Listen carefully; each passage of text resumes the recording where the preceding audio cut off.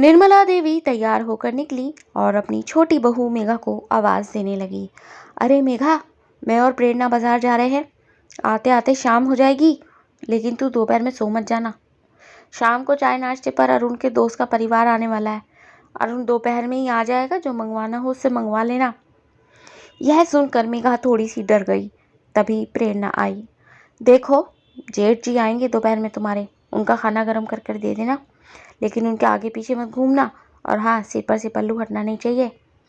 प्रेरणा का ऐसा कहना मेघा को अंदर तक झकझोर गया और उसने प्रेरणा से तुरंत कहा, दीदी आप ऐसा क्यों कह रही हो?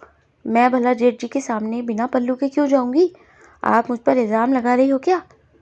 तो प्रेरणा ने ताने के अंदाज में कहा, आजकल तेरी पसंद की चीज़ें बहुत आ रही है ना, इसलिए बोल रही हूँ।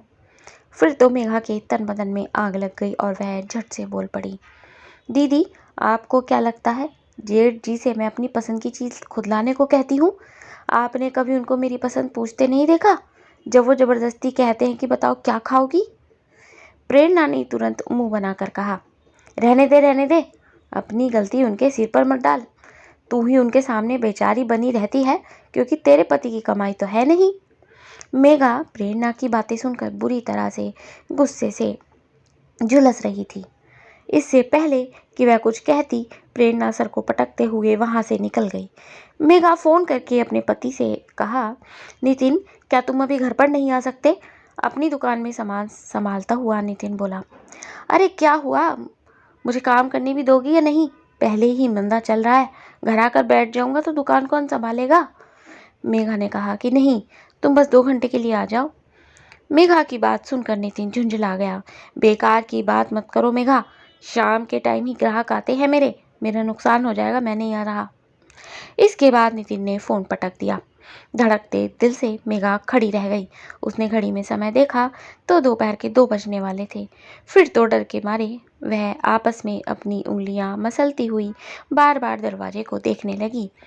अरुण के आने का टाइम हो रहा था और वो जानती थी कि अरुण के सामने उसका अकेला रहना ठीक नहीं, क्योंकि कुछ दिनों से अरुण का बर्ताव उसे ठीक नहीं लग रहा था। वह बार बार कभी रसोई में आकर तो कभी उसके कमरे में आकर उससे कभी उसकी पसंद की मिठाई की फरमाइश पूछता, तो कभी रसोई में आकर पूछता, कौन से फ्लेवर की आइसक्रीम खाओगी मेघा? जिसका अर्थ गलत ही समझा जा रहा था। और यह बात आज प्रेरणा की बातों से मेघा को समझ में आ गई थी। इन बातों के कारण अब उसे अरुण से डर लगने लगा था और इसी कारण से जब नितिन को वह घर बुला रही थी, वह चुपचाप अपने कमरे में जाकर बैठ गई और इस स्थिति से निपटने का तरीका सोचने लगी कि तभी दरवाजे की बेल बज गई। वह समझ गई कि अरुण आ गया है। वह उठी और कांपते कदमों से दरवाजे तक गई और धड़कते दिल के साथ दरवाज़ा खोला, लेकिन सामने देखा तो वह दंग रह गई। सामने अरुण खड़ा था और दरवाजे का सहारा लेकर नशे में झूल रहा था। शराब की गंध भक्क से मेघा के दिमाग को चढ़ गई और वह जल्दी से पलटी और घबराकर अपने कमरे में जाने लगी। अरुण रोज शराब पीता था, मगर दिन में कभी पीकर नहीं आया था। आज की इस हालत ने तो मेघा को और भी डरा दिया था। अरुण चुपचाप सोफे पर बैठ गया और कुछ देर में मेघा को आवाज़ देकर बोला, मेघा खाना लगा दो। अब तो मेघा का दिल और भी जोर से कांपने लगा। वह नशे में झूमते अरुण के उनके सामने जाना ही नहीं चाहती थी, लेकिन फिर उसे अरुण के अपने कमरे की तरफ आने का एहसास हुआ तो वह खुद ही जल्दी से निकलकर रसोई में पहुंच गई और अरुण खड़ा होकर उसे घूरने लगा। वह थाली में खाना लगाकर जल्दी से बाहर आई तो जब तक अरुण खाने की टेबल पर बैठ चुका था। उसने जैसे ही थाली अरुण के सामने रखी तो पलट कर जाने लगी। तो अरुण ने कहा, यहीं बैठ जाओ मेघा। मेघा कहाँ जा रही है? मेघा बिना गर्दन घुमाए डरते हुए बोली, वो मैं ना कमरे में जा रही हूँ, मुझे थकान हो रही है, कुछ चाहिए होगा तो आप आवाज़ दे देना। तभी अरुण ने कहा, नहीं, कागज़ और पेन लेकर आओ, शाम को मेरा दोस्त अपनी बीवी के साथ आएगा, उसके लिए नाश्ता तैयार करना, जो मंगवाना है उसकी लिस्ट बनाओ। फिर तो मेघा का दिल और भी जोरों से डरने लगा। अपने कमरे में जाकर वह कुछ देर खड़ी सोचती रही और फिर कागज़ पेन लेकर कमरे में ही सारी लिस्ट बनाई और पेपर ले जाकर अरुण के सामने रख कर कहा, भैया मैंने सब कुछ इस कागज़ पर लिख दिया है। और वह इतना कहकर फिर से कमरे में जाने लगी। तो इस बात पर अरुण खाना छोड़कर उसके पीछे पीछे आया और उसके दोनों कंधों पर अपने हाथ रखकर उसे जगड़ते हुए बोला, अरे घर में कोई नहीं है, मैं बोर हो रहा हूँ, कुछ देर मेरे पास बैठ जाओ। मेघा खुद को छुड़ाने की कोशिश कर रही थी। तभी अरुण ने कहा, तुम्हें जो तकलीफ हुआ करे वो मुझे बताया करो। मुझे पता है नितिन तुम्हारा ख्याल नहीं रखता और तुम्हें अपना मन मारना पड़ता है। कहते कहते अरुण ने मेघा की कलाई पकड़ी और दूसरा हाथ उसके गाल पर रख दिया। उसकी उंगलियां उसके होठों तक जाने लगी। इतने में तो मेघा जोर से तिल मिला गई और अरुण के गाल पर जोरदार थप्पड़ मार दिया। नशे में धुत अरुण खुद को संभालने की कोशिश करने लगा और मेघा दहाड़ पड़ी। शर्म नहीं आती आपको अपने भाई की पत्नी को इस तरह छूते हुए? मुझे कई दिनों से लग रहा था कि आपकी नीयत खराब हो रही है, लेकिन आज आपने साबित कर दिया कि मैं सही थी। आप क्या समझ रहे हैं? अगर मेरी पति की कमाई कम है तो क्या मैं आपकी गलत नीयत को बढ़ावा दूंगी? आज सबके सामने आपकी पोल खोल कर रहूंगी। अरुण ने हंसते हुए कहा, तो फिर कोशिश करके देख लो। मेरे टुकड़ों पर पलता आया है नितिन, मेरे सामने वो एक शब्द भी नहीं बोल सकता। और फिर तुम ही तो चाहती थी कि मैं तुम्हारे करीब आऊं, मेरी पसंद का खाना बनाकर बार बार मेरे करीब आने की कोशिश करती हो ना। अरुण को बेशर्मी से ऐसा कहते देखकर मेघा की आंखें छलक आईं और मेघा उसे जोर से धक्का देकर जोर जोर से कदम रखते हुए अपने कमरे में चली गई और खटाक से दरवाज़ा बंद कर दिया। अरुण भी हंसता हुआ अपने कमरे में चला गया। उसके चेहरे पर ना तो कोई पछतावा था और ना ही डर। वह जाकर बेफिक्री से सो गया। जो बेशर्मी मेघा ने उसकी आंखों में देखी थी, उसके बाद से तो मेघा को लग रहा था कि पता नहीं उसकी बात पर कोई यकीन करेगा भी या नहीं। दरअसल निर्मला जी का बड़ा बेटा अरुण, जिसकी नौकरी एक बड़ी कंपनी में अच्छी खासी सैलरी की थी, जिसकी वजह से बड़ी बहू प्रेरणा घर में रानी बनकर अकड़ के साथ रहती थी, वही मेघा के वही मेघा नितिन की वही मेघा का पति नितिन एक छोटी सी दुकान थी और उसकी कमाई भी ज़्यादा नहीं थी, बल्कि वह उसे चलाने के लिए दिन रात एक करता था। अरुण ही घर का खर्चा उठा रहा था और प्रेरणा मेघा पर हुक्म चलाकर रहती थी। वह मेघा पर खूब रौब झाड़ती रहती थी क्योंकि मेघा साधारण परिवार से थी, लेकिन एजुकेशन में प्रेरणा से ज़्यादा थी। सुबह से लेकर शाम तक घर के सारे काम वही करती थी। जब भी घर में कोई रिश्तेदार आता तो वह मेघा की एजुकेशन के बारे में जानकर उसे नौकरी की सलाह देता, तो निर्मला देवी झट से कहती, क्या ज़रूरत है इसको नौकरी की, बढ़िया खाने पीने को तो मिल रहा है, अरुण सारा खर्चा उठा रहा है। लेकिन इस बात से प्रेरणा जल भुन जाती थी।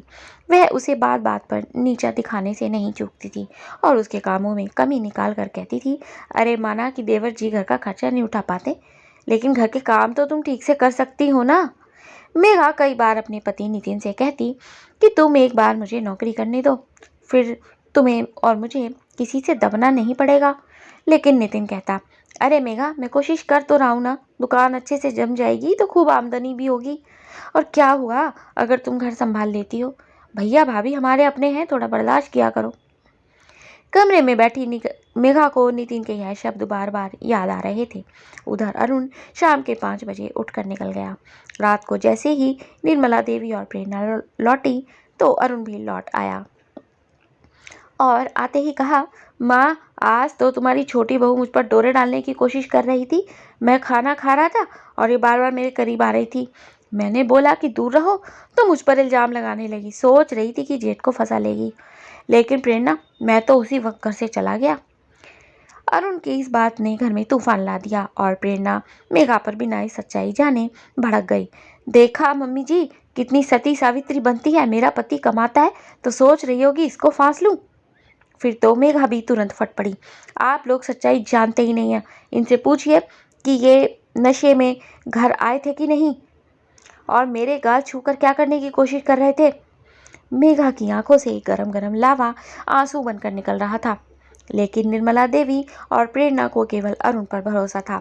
निर्मला देवी ने कहा, बस कर छोटी बहू, मैंने देखा है कैसे अपने जेठ से अपनी फरमाइश पूरी करवाती है, ऐसी कुलच्छनी बहू मुझे नहीं चाहिए।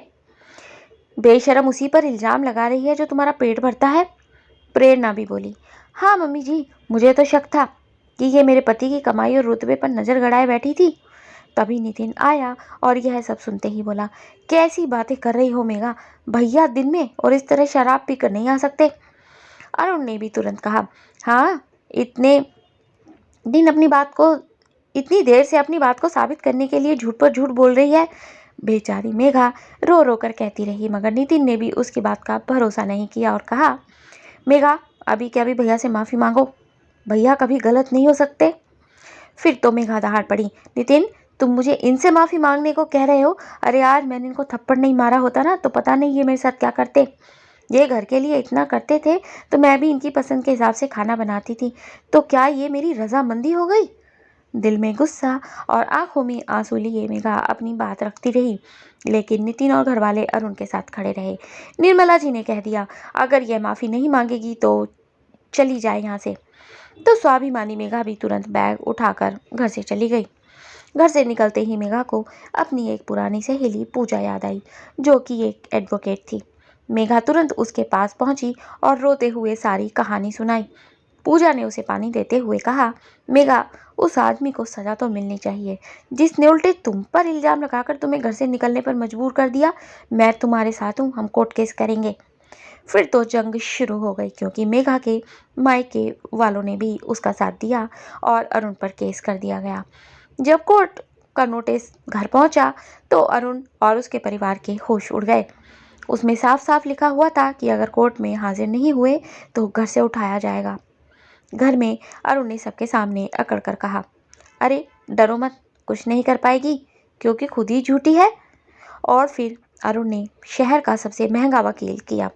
अदालत में मामला शुरू हुआ तो मेघा अपनी गवाही के अलावा कोई सबूत नहीं दे पाई। तो जज साहब ने कहा, मेघा जी, अदालत सबूत पर चलती है, आपने जो इल्ज़ाम लगाया है उसको साबित कैसे करेंगी?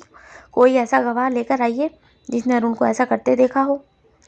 यह सुनकर मेघा ठगी सी खड़ी रह गई, क्योंकि अदालत तक पहुंचकर भी वह कुछ नहीं कर पा रही थी। अदालत से बाहर निकले तो अरुण तिरछी निगाहों से उसे देखकर मुस्कुराता हुआ निकल गया, मानो कह रहा हो कि तुम मेरे खिलाफ कुछ कर ही नहीं सकती। लेकिन फिर अचानक सब कुछ पलट गया। मेघा की वकील पूजा ने अदालत में एक लड़की को हाजिर किया, जिसको देखते ही अरुण के चेहरे का रंग उड़ गया। वकील ने धीरे से पूछा कि अरुण जी कौन है ये? लेकिन अरुण तो हक्का बक्का खड़ा हुआ था और अदालत में पसीने पसीने हो रहा था।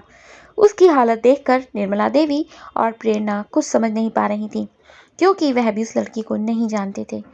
वह लड़की निशा मुस्कुराते हुए कटघरे में आकर सबके सामने बोली, जज साहब, इस आदमी की फितरत ही ऐसी है। 2 साल पहले मैं इसकी कंपनी में एम्प्लॉय थी। 2 साल पहले इसने मेरी कंपनी में भी मेरे साथ बदतमीजी करने की कोशिश की थी।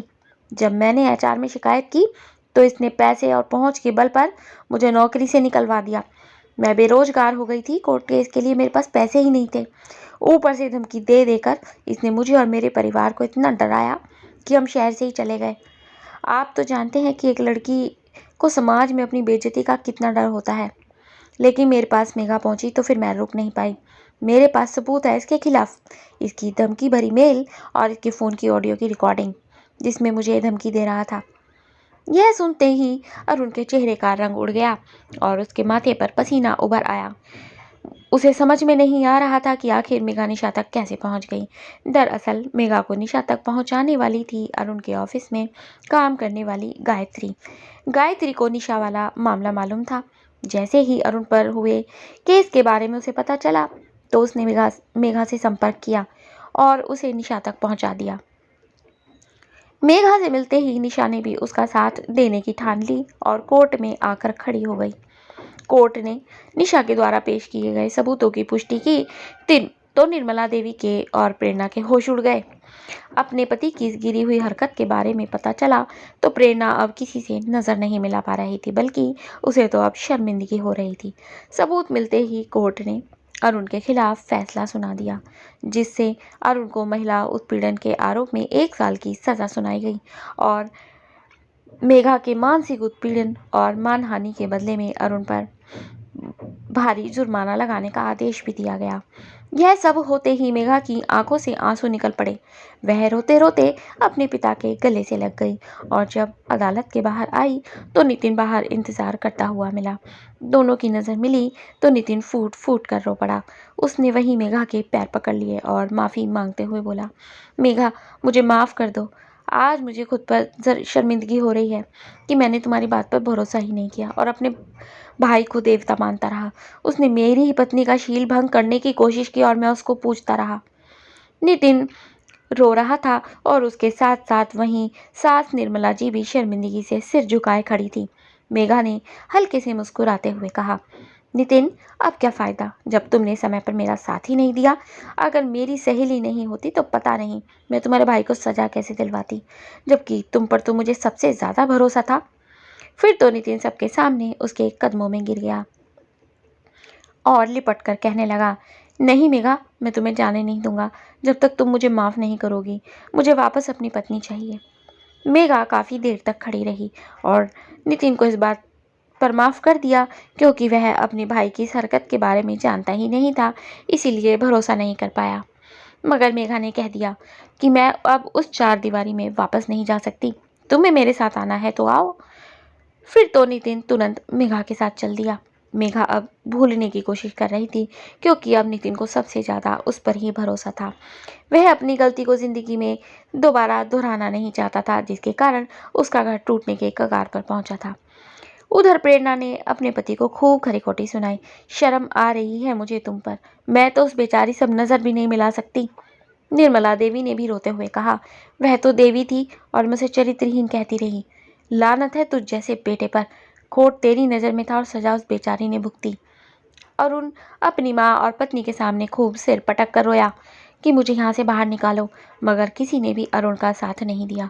इस तरह से मेघा ने परिस्थिति से लड़कर खुद को बेगुनाह और अरुण को गलत साबित किया, जिससे वह समाज में इज्जत के साथ खड़ी हो सके और फिर से कोई किसी लड़की के साथ ऐसा ना कर सके। इस कहानी ने हमें सिखाया कि अपनी आवाज़ को कभी दबाने ना दें।